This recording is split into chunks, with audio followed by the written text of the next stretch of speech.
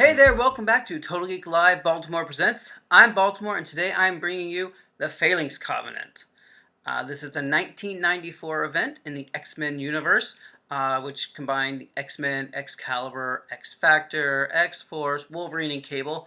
All those titles together came to represent the Phalanx Covenant. And it was broken down into 3 parts, which is pretty cool.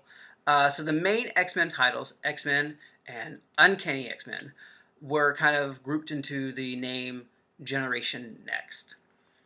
So what happens is the Phalanx, which is a techno-organic race, alien race.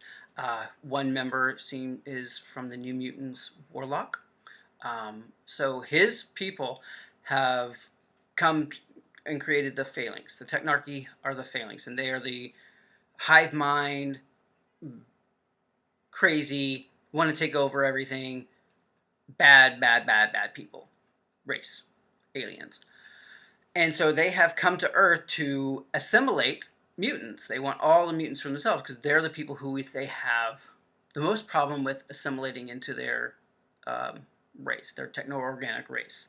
So they have come to the X-Men, to the mansion, and they have captured all the X-Men and replaced them with, fake X-Men. And so the only people who aren't fake in the mansion are the people who are being there as prisoners, which would be Sabretooth, or as in the ICU or the hospital, infirmary, Emma Frost, who is comatose from a Sentinel attack years ago. So you have Banshee coming back and visiting the X-Mansion and realizing something's off with all the X-Men.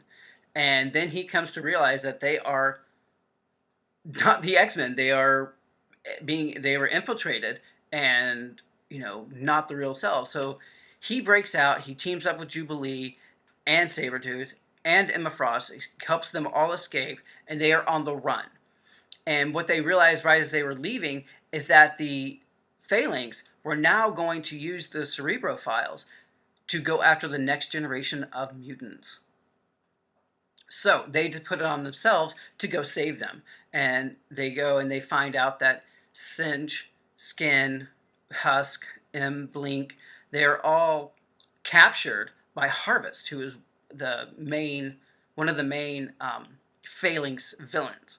And so they decide that they have to go and help him, go and save them. And, it's a really, really great 4-issue, series, the Generation Next series, because we're introduced to all the Generation X characters.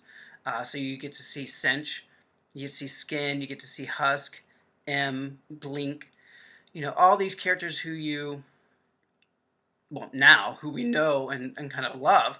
And this is kind of like first appearance and first kind of coming together as a group. It's really kind of cool to see them come together and those friendships and rivalries and kind of that whole interplay come together. And a lot of great little interplay and moments come in for this. And then you have what's probably one of the most heartbreaking scenes of this is Blink deciding to take out Harvest herself, saving the rest of her new friends, and killing herself in the process, knowing that she wouldn't survive, but doing it anyway because that's what a hero does.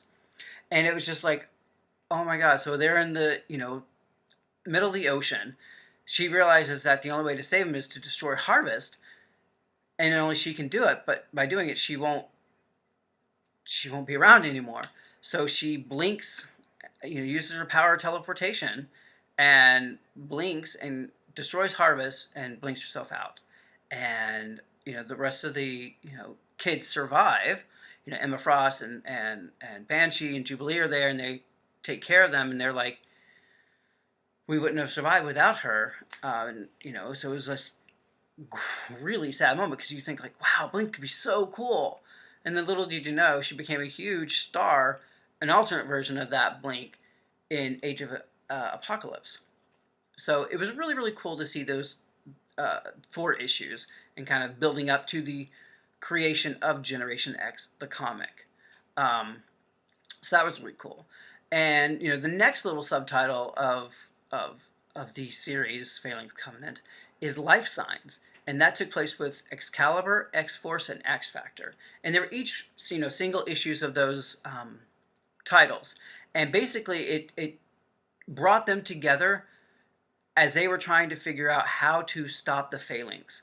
And at this point, there's a character named Douglock, who they didn't know if it was a reincarnated Douglas Ramsey, who was Cypher, or a reincarnated Warlock, or some sort of synthesis of the both.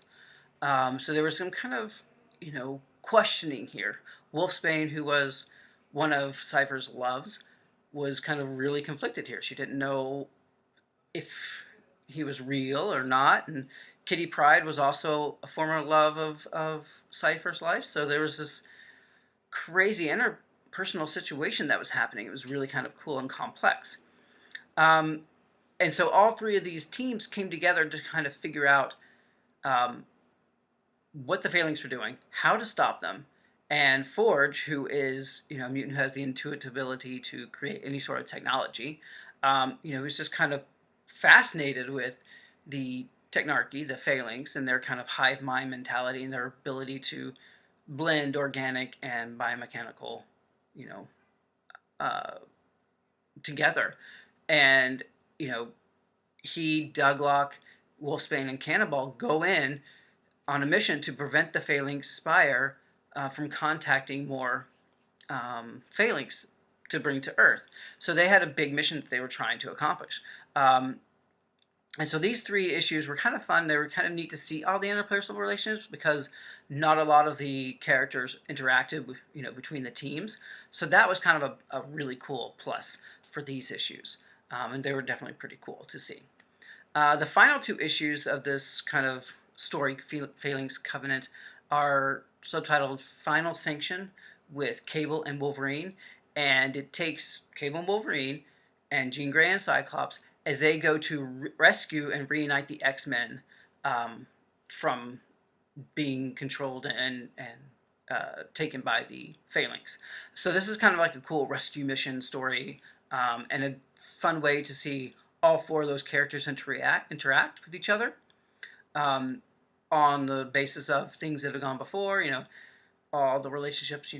Cable is Scott and Jean's son. So there was that kind of, relationship there that was kind of cool. So all in all, the Phalanx Covenant, I really liked a lot. I thought it was nice because it wasn't a long drawn out thing, but all the titles were involved, and they were all involved in different ways, which I thought was a really nice way to keep a mandatory editorial summertime crossover together, but not being so overwhelming and derailing any of the other stories that were going on. So that was really great. I enjoyed that a lot. And of course, you get Generation X out of this. And I love Generation X. I loved all the characters from that. They were so much fun. And they've kind of gotten lost on the wayside. We had a little bit of resurgence of them. And they pop up from time to time. But I definitely want more of the Gen X kids. But I really liked Phalanx Covenant. I think it was a really great story and a really great way to introduce the next generation of X-Men. But let me know what you think. What was your favorite part? Who were your favorite characters within this series? Sound off below. Let me know what you think. Like, subscribe, and share. And as always, it's all geek to us, and I'll be back soon.